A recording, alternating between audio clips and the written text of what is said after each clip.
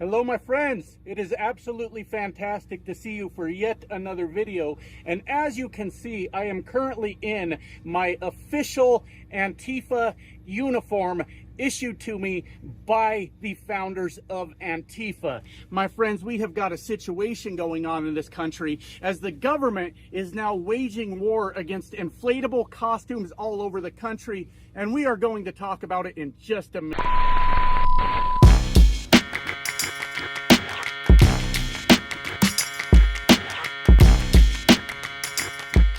What's up, YouTube?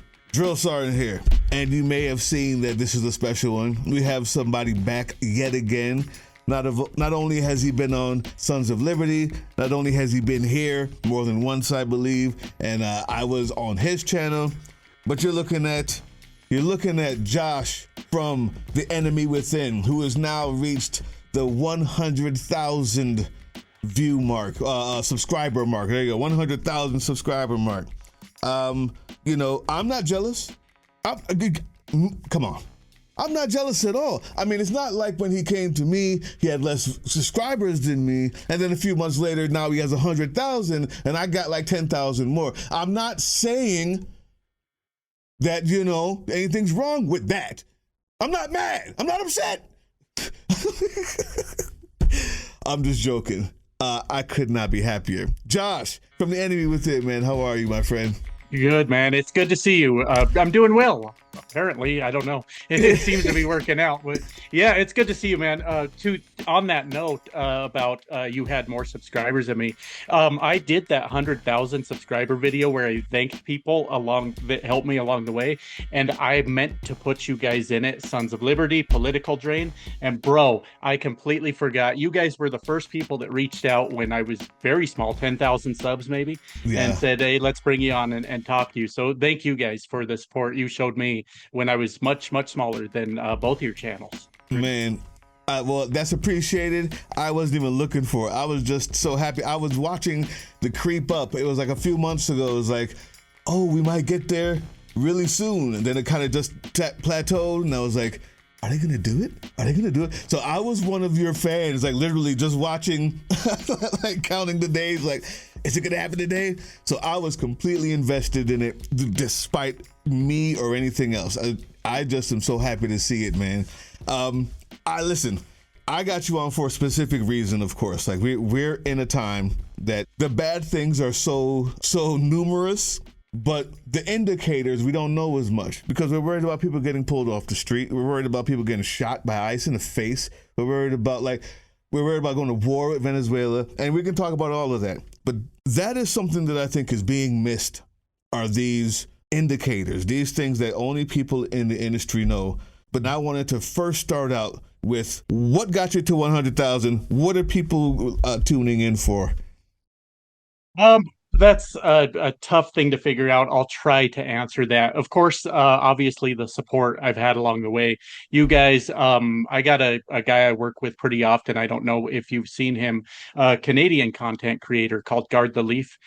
We do a lot of work together, so I got to give him a shout out. Yeah, your Canadian fans have been going in. Yeah. Oh yeah. I caught on to that, you know, when Donald Trump started his 51st state bullshit, and I just made a video talking about it and why that's the wrong thing to say. And I was actually surprised by the support from Canadian viewers for sure. Yeah. When they all started showing up, and they're always happy to tell me what I don't understand about Canada, and I don't mean that sarcastically by any means. I have learned a lot about Canada, so obviously it's the people that have helped me out along the way, the relationships I formed doing this. But I don't know, maybe there's a little bit of shock value to it when you see a guy standing in a semi truck looking like he's straight out of the trailer park, because I am, and saying what I say about, you know, Donald Trump's policies. That I think that probably resonates with people.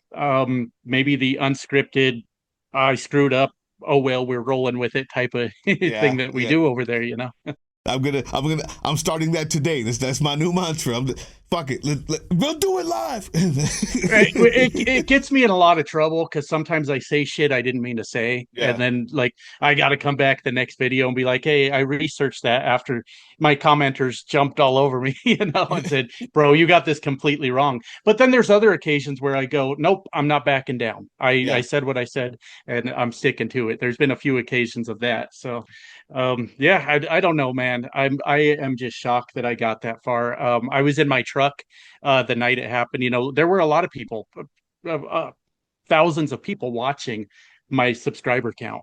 And Yeah. the day that it like finally ticked over, I was in my truck by myself. I ain't gonna lie to you. I wept, tears, snot, everything. I was like, shit, I did it. Wow. That's Yep. it, just insane. Just crazy to see that kind of number. I definitely would have myself. Sons of Liberty hit 100,000 not too long ago as well.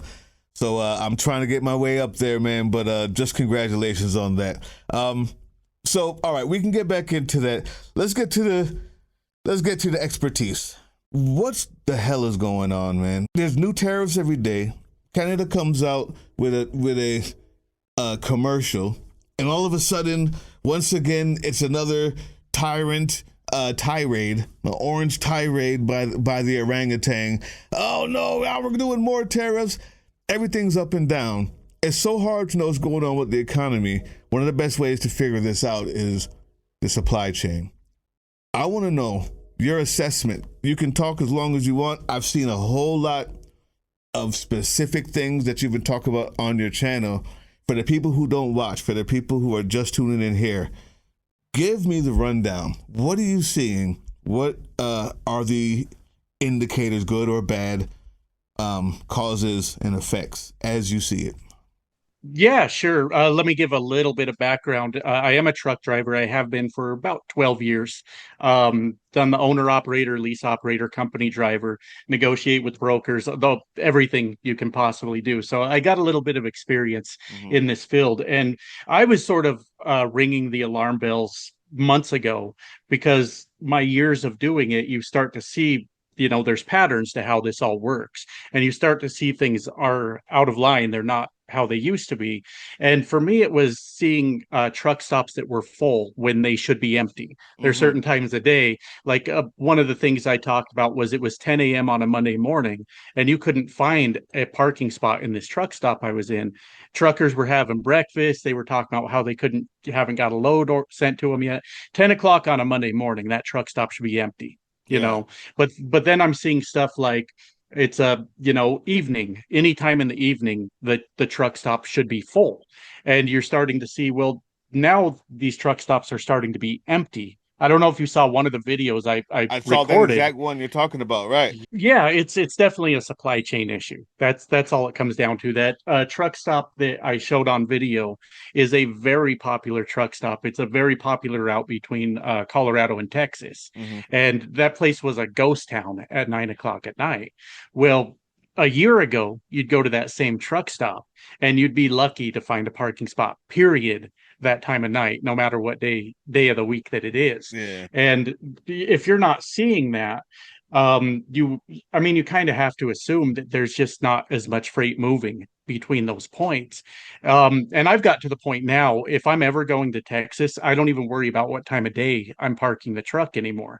At 9, 10 o'clock at night, I'm sure to find a parking spot. It wasn't that long ago that if you weren't parked by, depending on the area you're in, 3, 4, 5, 6 p.m., you weren't going to park that truck. Wow. And now it's a like a free for all out there. You don't worry anymore about if you can park, because there's how do I explain this? There's a lot of truck drivers leaving the trucking industry for a few reasons.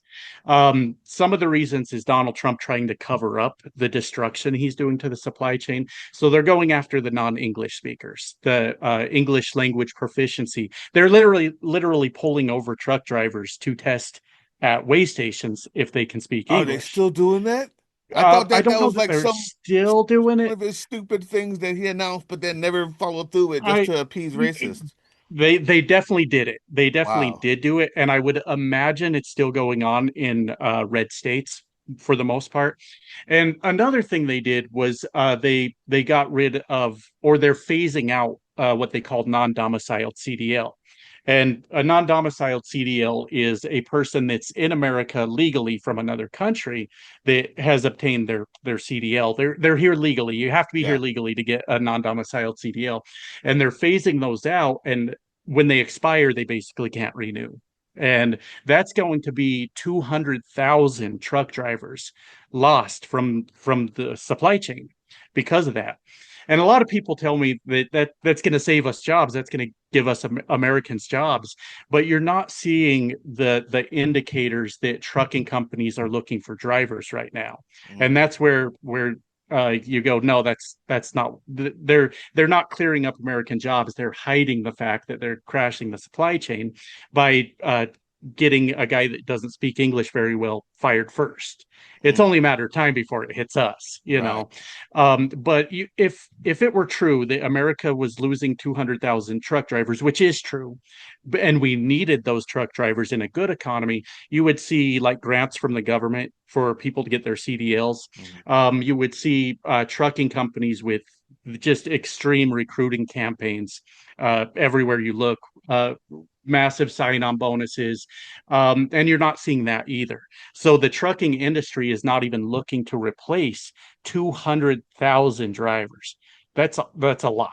It's I think Yeah. I don't have the number right in front of me, but I think it's like 1.3 million truck drivers in America, and I may be a little off on that number, but 200,000 of them gone, and our economy doesn't miss them. That Wow. the alarm bell should be ringing at that Yeah. point. Yeah. Yeah, because I mean, I've been trucking long enough to know that if we have a good running economy, then the recruiting for truck driving is just everywhere. Everywhere you look, it's just we need truck drivers, and it's not there because our economy does not need those 200,000 drivers, and it probably doesn't need the amount of English speaking American born truck drivers that we have right now. Yeah. A loss of 200,000 in any industry should shake a market up. And if it's not, that's a problem. Well, and what you're not seeing is if we were losing all these truck drivers and we had so much freight, you would see this like extreme spike in freight rates Yeah. for the American truck drivers to move it, and the freight rates aren't moving up. That's alarming for two reasons. It's suggesting that we're not seeing the increased demand for the truck drivers we have, and also we're headed towards the Christmas season as far as truck driving goes. We're not seeing a spike in rates, period. And we should this time of year, even with those 200,000 Right. additional drivers. Yeah. Now is when you would get, I mean, for people who don't know the rates, like you get paid like per mile or something like that, right? For everything, for when you're moving. And every freight offers a different amount. Like, okay, well, we're going to give, this much dollars per mile or this $1 per mile. And around this time, Christmas time, all of those rates go up. If it was one, it's three. Like, hey, we're offering 3 per mile. So those aren't changing. Those per miles, right, or kilometers, whatever it aren't changing. Yeah. Uh, We're not seeing a spike we're talking about. yeah. There's nothing. It's pretty flat. So, in layman terms, what does that say to you about the end result? What does that mean for the consumer? What happens when you're not seeing that? Where are we headed? Well, that's a tough question because if we saw the freight rates spiking because of a lack of drivers, then you guys would be paying more now immediately. Since we're not seeing that, freight like shipping is not costing anymore. I don't see a change in prices just off the top of my head for something like that. It's more we don't have that demand for freight to move in this country now. Mm. The prices are more going to come from these tariffs, you were talking about. So, And I guess what that means is if there's not demand for it, I mean, people aren't buying it. That means there's a lot less people that can already afford it. So what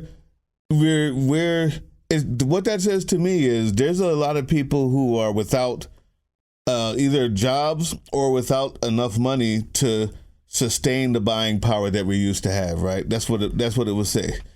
Thanks, MAGA. Appreciate that. Doge came, got rid of a bunch of government jobs. Now during the shutdown, let's go. Brainworm guy comes around and he starts firing everybody who has to do with keeping people healthy. Now after the shutdown, they go into the department that deals with children with special needs and fired all of them, right? Because we know that that's waste, fraud, and abuse. Argentina gets 40 billion, but the people who deal with the kids with special needs to help them grow and become successful, that's waste, fraud, and abuse. So they're all fired. All of these government jobs that are gone have no money. Like, I don't think that we're really thinking about that. In every state, there's a certain amount of government jobs that keep an economy going because they get paid. How much does that have to do with it in your mind? What if you know some of these numbers, because you've been staying on the news just like I have? How much of that loss comes from these government jobs, or how much do you think is just because nobody's getting paid or everybody's just holding on to their money and not buying anything anymore? Well, I mean, it's all interconnected, right? We get rid of all these government employees. They are unable to buy as much as they used to, so we're gonna feel it from that. Everything works together, especially when it comes to moving freight around the country. When the price of food continues to climb, people are just going to buy less, and that's just the way the whole thing works. So yeah, you start getting rid of people, but that Argentina shit, I have been hammering away on that just almost as much as humanly possible. 40 billion to Argentina. Argentina takes down their trade barriers with China, selling potentially billions of dollars in soybean to China, while American soybean farmers cannot sell a single soybean to China. And then, did you hear about now he wants to start importing Argentina beef to America? Yep. I mean, I understand that in like when you trade with other countries, that brings the prices down. That's why we've all been bitching about the tariffs anyways, right? I understand that part, but what is going on with all these sweetheart deals for Argentina? There's definitely got to be some corruption going on here, Okay, let's get to it. So they need to have a friendly person in this corner of the world, a dictator like Putin, right? Like Netanyahu. They need to have these people in order to back us when we do things like go to war with Venezuela, right? If we don't have a friend in Cuba, if we don't have a friend in Mexico, if we don't have a friend anywhere south of the border, we can't really control. Oh, I'm getting attacked by fruit flies. Oh, shit. Sorry. That's like one of my videos right there. Yes, I'm keeping it in. So we know that he's trying to bolster up another dictatorship that deals with this, ridiculous tariff style economics. That's the only thing I can think of. But the corruption, the amount of it is staggering. It's staggering. Like, what is going on at the point where you're willing to go face plant on national TV and say, yeah, we know, America first, out the window. We want more beef from Venezuela. We're going to give them $40 billion during a shutdown. And he's like crying, tears of empathy. They're hurting over there. They're hurting. You don't understand. I have no idea. I wish I had the master plan or some inside, trading. Here's what I keep hearing from my comment section, and I have not followed up on it and researched it, but apparently Argentina was a safe haven for the Nazis after all that came crashing down. So maybe a little something like that. We need a little safe haven over here. We'll go ahead and buy the government of Argentina. I'll take that. I would take that any day. Heck yeah. I mean, Argentina. Well, I'll tell you one thing is, if they were going to do that, why the hell would they screw you and do the soybean deal with China, right? So it's like I am lost. I think the level of stupidity has gone to such a point that trying to figure out what's going on is a fool's errand. It is just clown shit, and I don't know if what he owes them or what they owe. Well, I think whatever we do find out is going to be sick and destructive. On Venezuela, though, what I'm hearing and what I've heard from a few people, this is just content creators or people who I listen to who I know most people may not. I'm hearing that they're trying for regime change and they want the person who's going to back Israel, right? There's a lady there, who wants to become the prime minister. I believe that she just got the Nobel Peace Prize because something like that. Yeah. And now we're going to probably start a war over there to ensure, because they've already offered us the minerals, they've offered us the oil, and we're like, no, we don't want it. We just want to bomb fishermen and find excuses to go to war over there. I think this Argentina thing is a part of the same idea. I need as many dictatorial allies in the South of America if I'm going to be able to keep bolstering up my war on Americans, if I'm going to continue to be this effed up, right? What do you think about that plan? I think that's all of that is a part of the same idea. I need dictators in charge in South America that are going to help me build my new, golden statue in Israel and F over anybody else I don't like. And that's my assessment so far.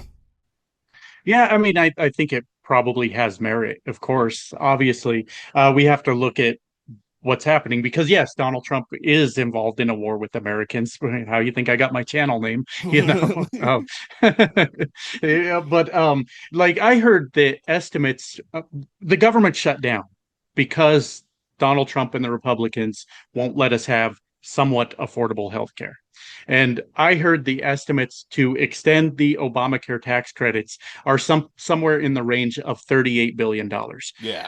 The American government says we do not have the $38 billion to help Americans with health care, but we have $40 billion to give to Argentina. I mean, Unbelievable.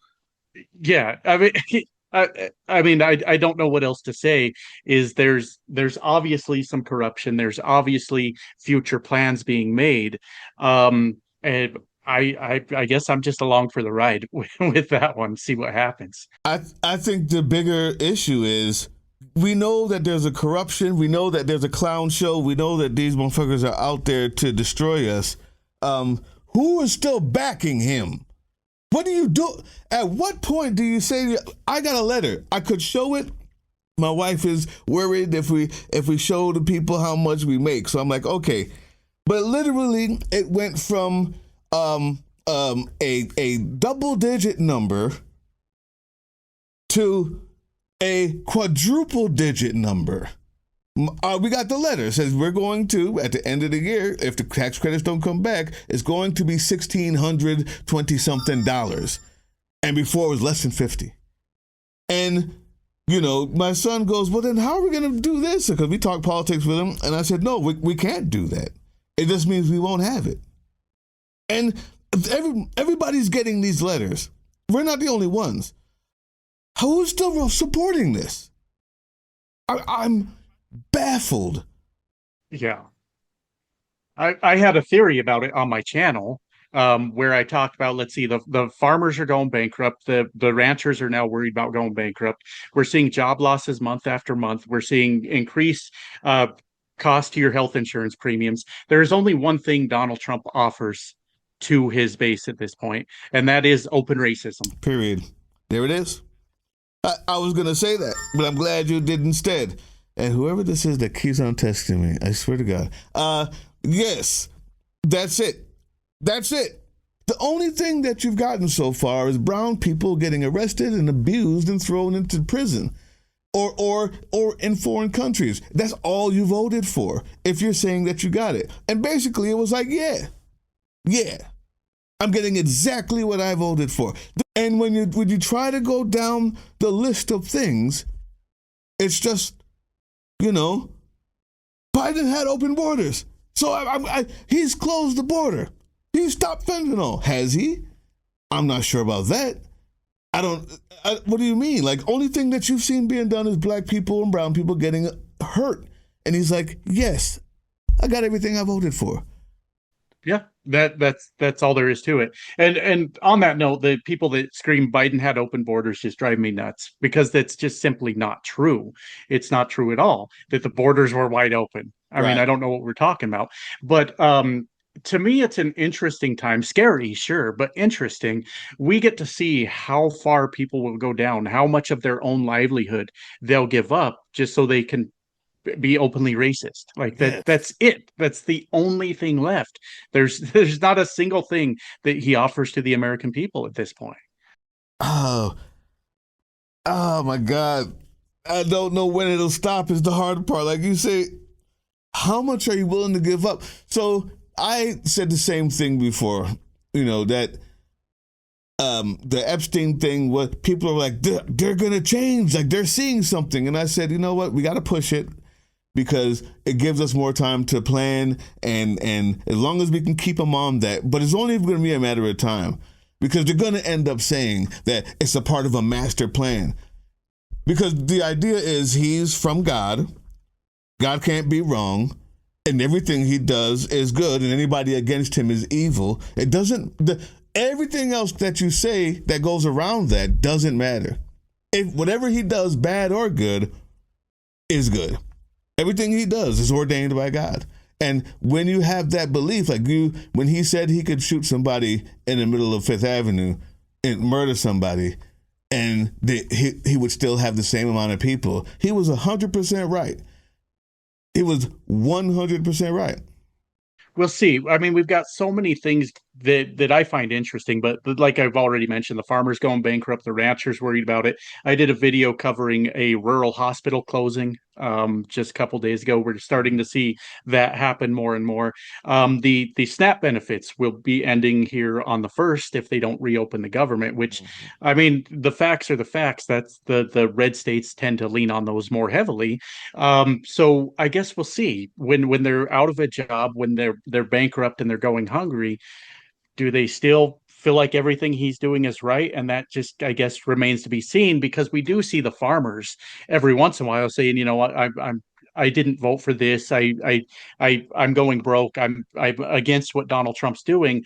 And you do get to see the farmer every once in a while when a Republican pokes their head out of the ground and does a town hall that's pissed, So I guess we're going to find out soon how far they're willing to go with it. Here's an idea. I'd like to get your response on this. So, number one, those same farmers, if you ask them, do you regret your vote? The first thing they say is,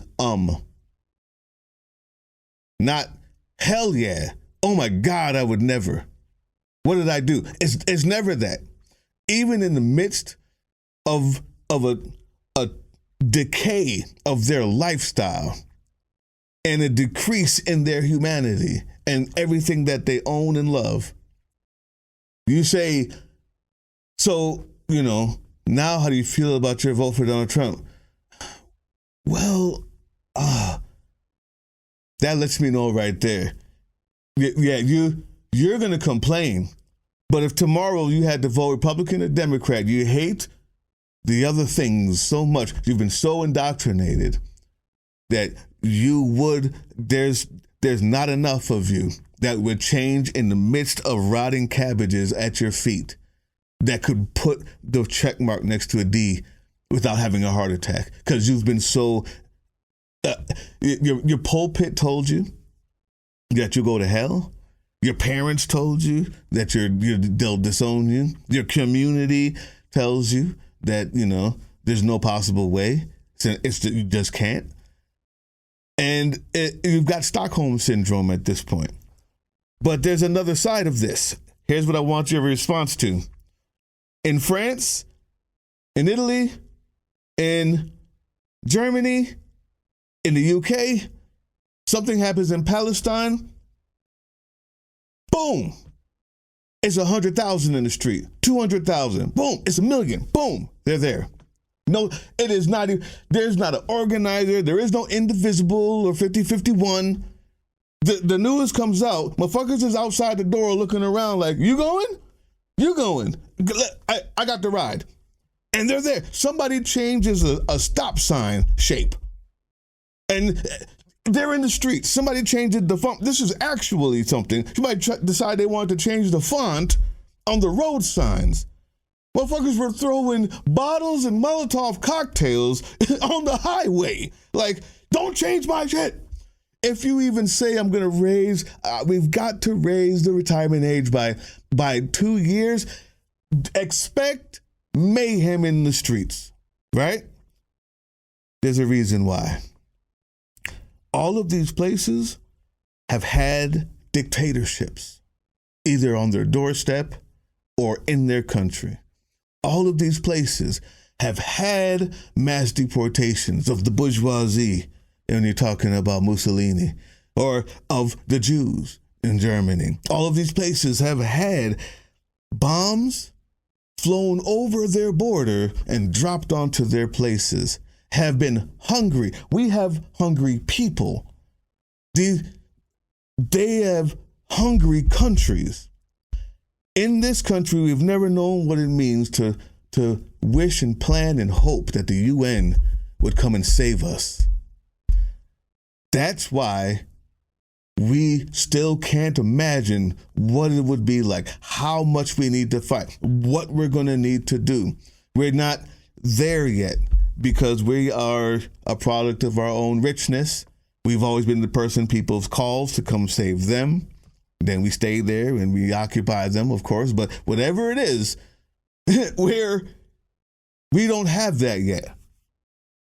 When we get there, and that's not for a longer time, is when I think that change will come. Democrat, Republican, whatever it is. And it's more than just being hungry, I think.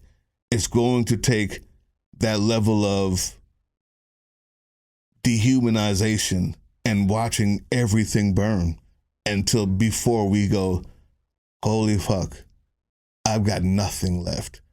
And that's the most unfortunate part for me. I hope isn't true. But I think that's why we see what we see over there and we don't see that over here. Agree, disagree, thoughts? Yeah, I 100% agree. We grew up in this illusion that we live in a free country. We have checks and balances that will never allow a dictator to take over the country. And I think a lot of people, for the most part, are just kind of oblivious to it. They're not really paying attention. A lot of people aren't making the connection that Trump policy is what's causing them harm right now. Mm-hmm. And when they make that connection, maybe they'll start to see it. But yes, I think you're absolutely right. Americans weren't prepared for this at all. There's, I have a lot of Canadian viewers that say, why are you guys not taking to the streets and removing him yourself? And it's like, right now, we sound like the crazy people.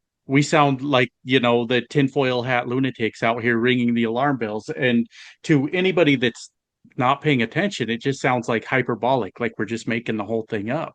Mm-hmm. And I don't know when the breaking point happens, but Americans just straight up aren't paying attention is mostly what I think is going on. They're not putting those together and understanding. We had 7 million people show up last weekend, and that is a good sign. It's a good thing.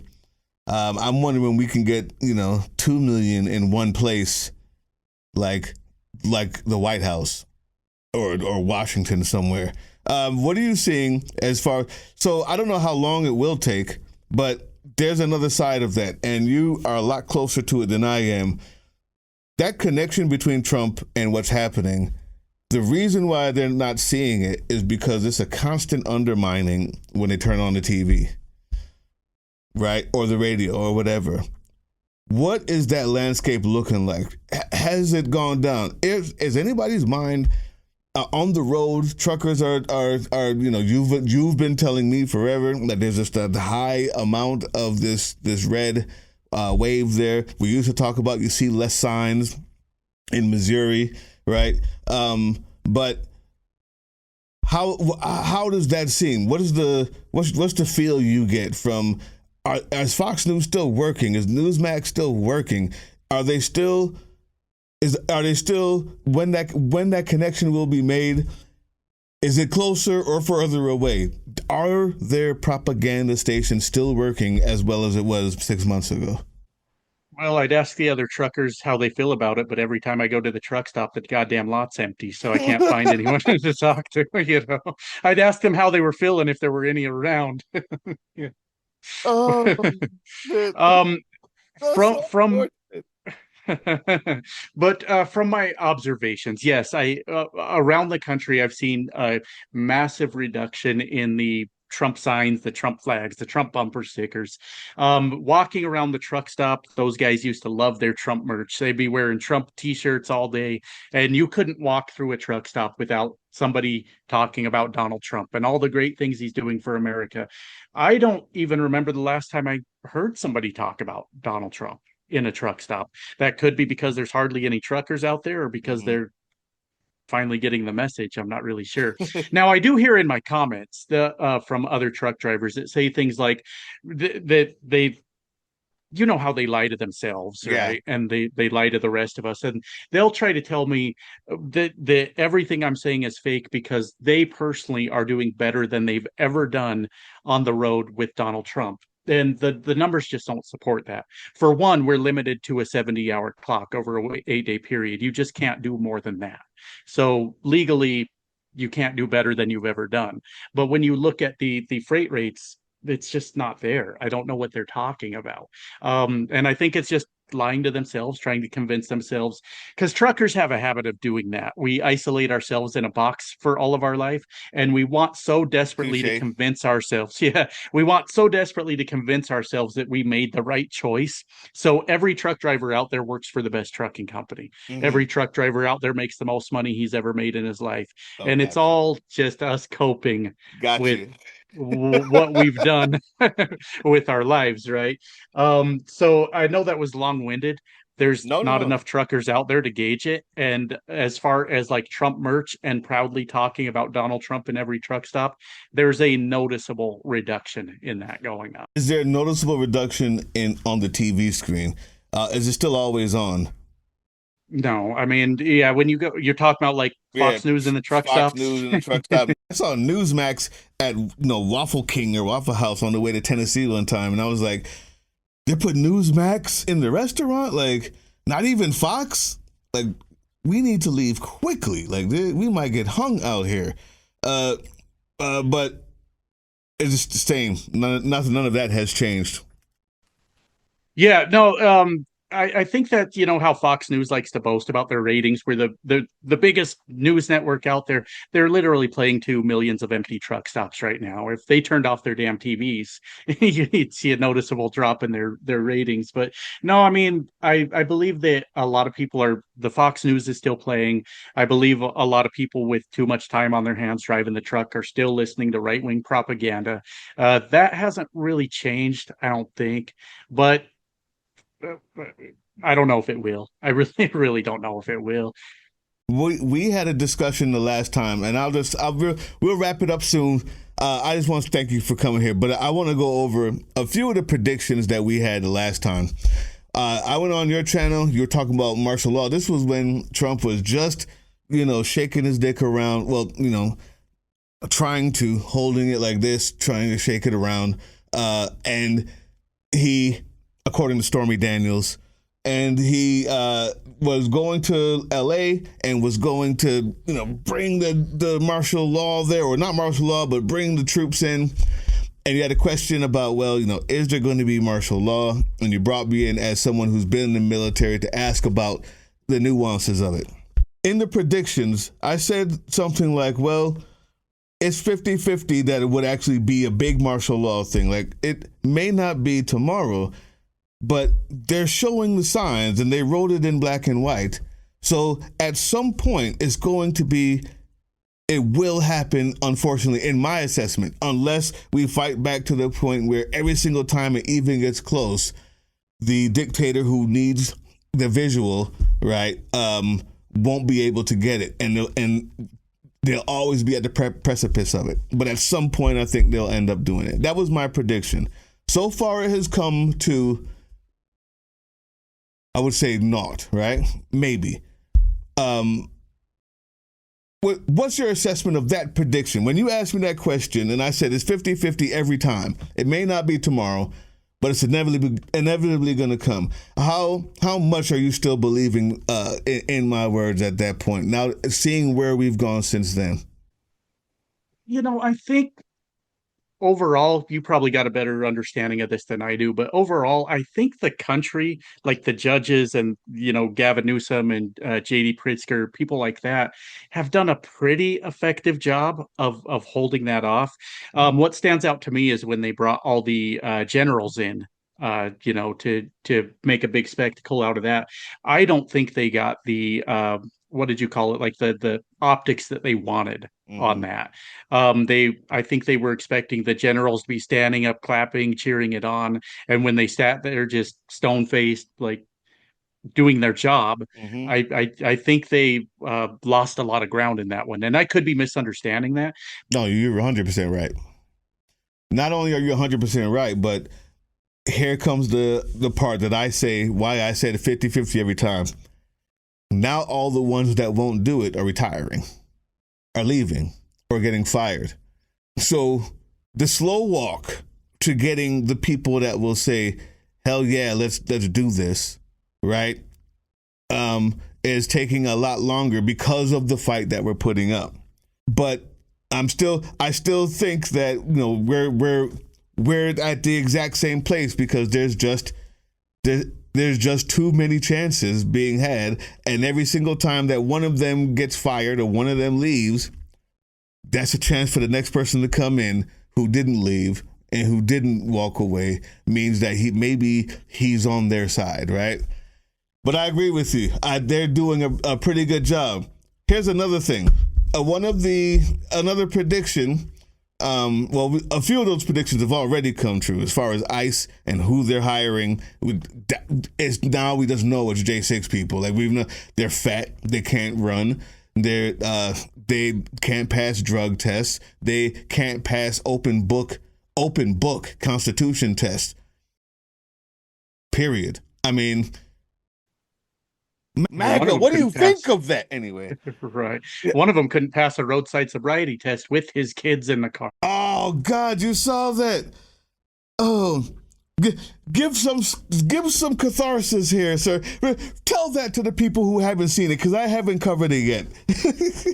Well, I only briefly watched the clip, but yes, there was an ICE agent that was pulled over because he was drunk driving down the road. From what I gathered I only watched the clip once a few days ago, but his kids were in the car, and then he was demanding to talk to the police officer supervisor, and these guys think they're more than what they are. Right? He's going to go out there and push around local law enforcement. You're the jackass driving drunk. What the fuck are you doing? I'm federal. He said, what are you? This guy says, I'm a lieutenant or something like that, right? He goes, I don't give a shit. I'm federal. I was like, oh, that's how he treats his wife at home. That's how he treats black people everywhere. That's how he treats the people he's arresting for being citizen or non, for being brown. I have been waiting for this moment to slap everybody around, and because I'm big, right? Or whatever it is. If you guys haven't seen that video, you got to go see that video. It is a masterclass. And the police officer, he just did his thing like, bro, don't be a child. I'm about to arrest you now. Let's go. And your kids are gonna go off to the court system because you are horrible. So this is what we have there. I'm gonna push back on the courts before we leave. The court system said, no, you can't go into Portland, Oregon. There's nothing there. You're lying to me. She goes over and over, and they keep stalling and stalling. And she finally said, okay, now everybody has to wear cameras, and you can't have the National Guard there, period. You haven't passed this test. Go to the appellate court. They said, yeah, you can. Yeah, you can. Then the general of the National Guard in Portland says, yeah, we go where we're told. Our job when we get there is to protect the people. All of a sudden, there's still no soldiers in Portland. The judge said you could go. You're this close to deploying them. Why are they not in Portland? Because now you know that when they get there, they're going to be told that they're there not to help ICE. They're there to help the people. So whatever that means, you're not going to get what you want from them. So instead, there's a memo passed around. I saw it about 3 days ago. I don't know if you saw it, where Hegseth is now going to just start a new department of the military for crowd control. So instead, now, okay, so you don't want National Guard to come. Fine. I need some more fat J6ers to put on clothes, and now we're just going to we're going to make this. There's a new department in every state that we want to get into that deals with just the crowd control part. And that's what I mean by inevitably. Not today, maybe not tomorrow, maybe. I don't know how old the memo is. I don't know how long it takes. Inevitably. There's only so many more steps and stopping that we can do. If you have a last thing to say about how to fight back, because the only thing that's been holding them off is that one stop, that one judge, that one fight, that one protest, that one frog, unicorn, that one laugh in their face, that one Jimmy Kimmel. These are the things that keep on holding it back from something that they're dying and salivating to do. One general. How would you say fight back? Fight back now so we can keep this at bay for as long as possible. Well, one thing that I've found that seems to be really effective for some reason is just mocking them, just like not showing fear, laughing in their face, making jokes about it.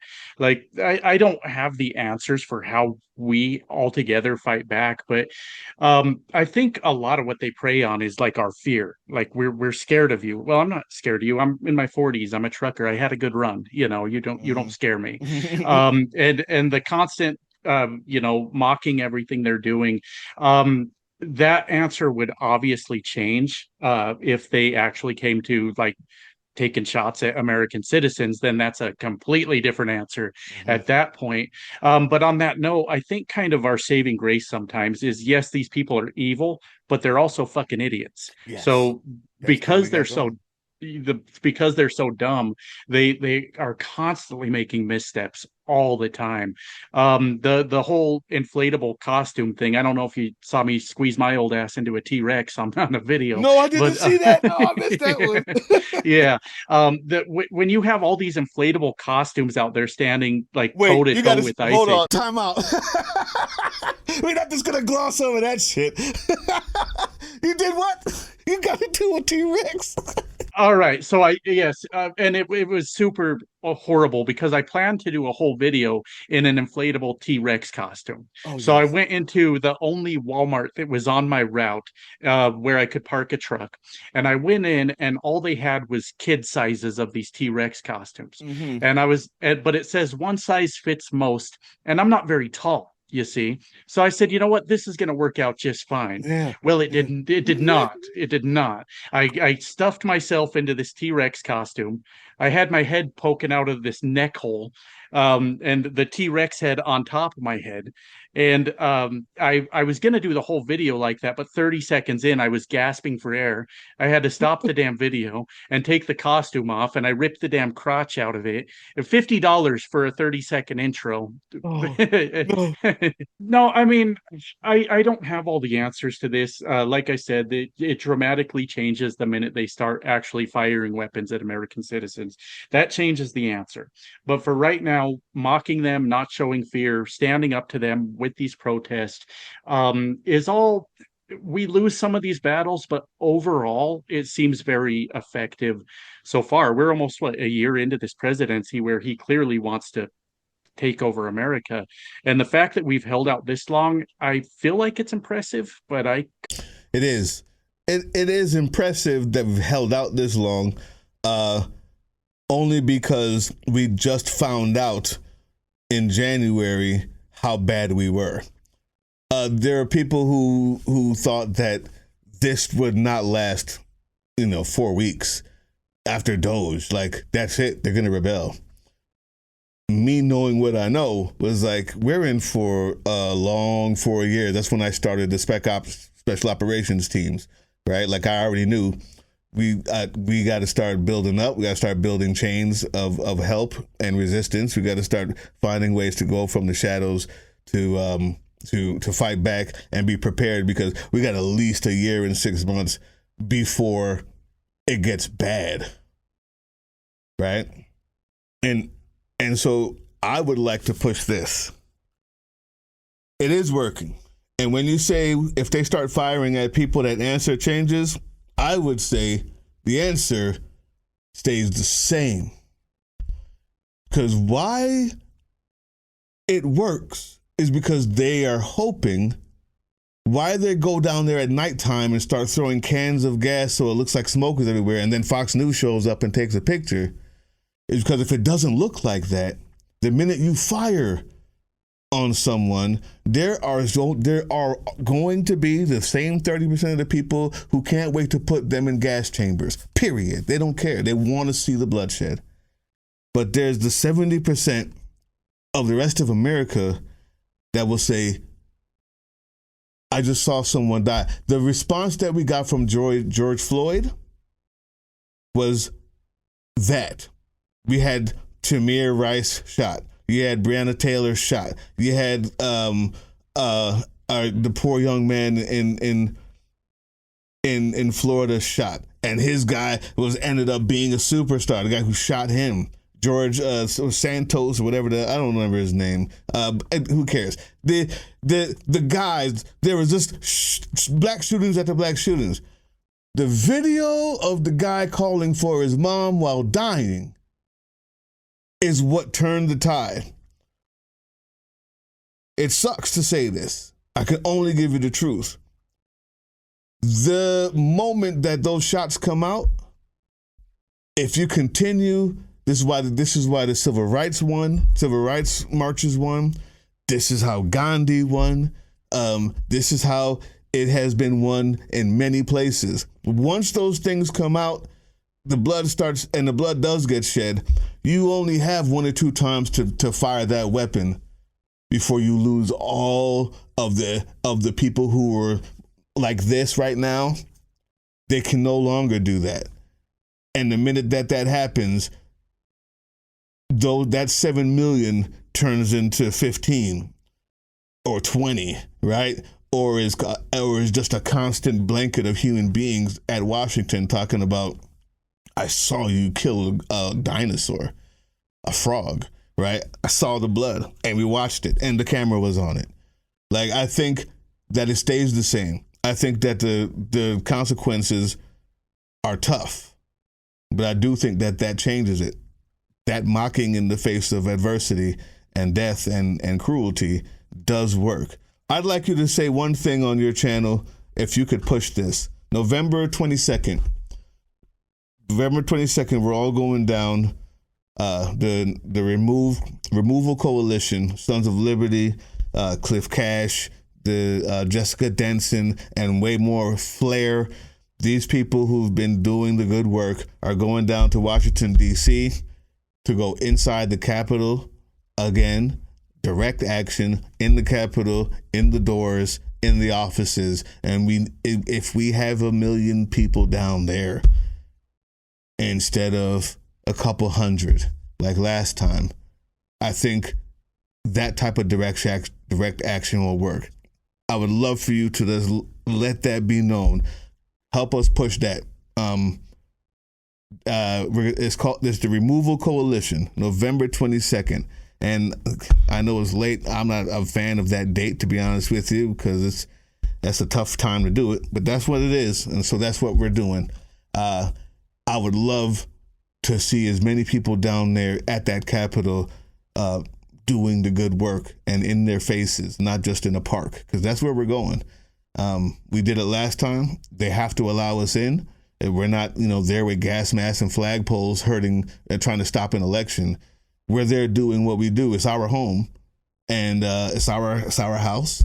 It's the public's, and as long as you can pass through the gates, or as long as you can pass through the metal detectors, you can get in there. Would you help us push that? Yes, absolutely. Yep. My friend, this was awesome. It was so quick. That was already an hour. I feel like, I only had one thing to talk about, and we covered it extensively. Now, next time we'll talk about that dinosaur suit. That's hilarious. Thank you so much for coming, my friend. Congratulations on the 100,000. I know it's only gonna go like up from here. What else have you got going on, man? What would you like people to know? Honestly, not much. Just trying to stay afloat with trucking as it is right now, and just continue trying to spread the message to people that look like rednecks just like me. That's that's sort of the game plan at this point. So I know it might be a personal question. Can you handle being in trucking for much longer? Has it slowed down to a point where you're wondering, should you just move over to YouTube or? Well, I'm lucky enough that I do have this YouTube thing going on, and honestly, my plan is to just outlast all the Trump supporting truckers. If I'm one of the last men standing, I'm gonna make pretty good money. Okay, I'll take that. Thank you so much for coming, man. I really appreciate it, and congratulations. Thank you, man. I appreciate that. Hey, yeah, you.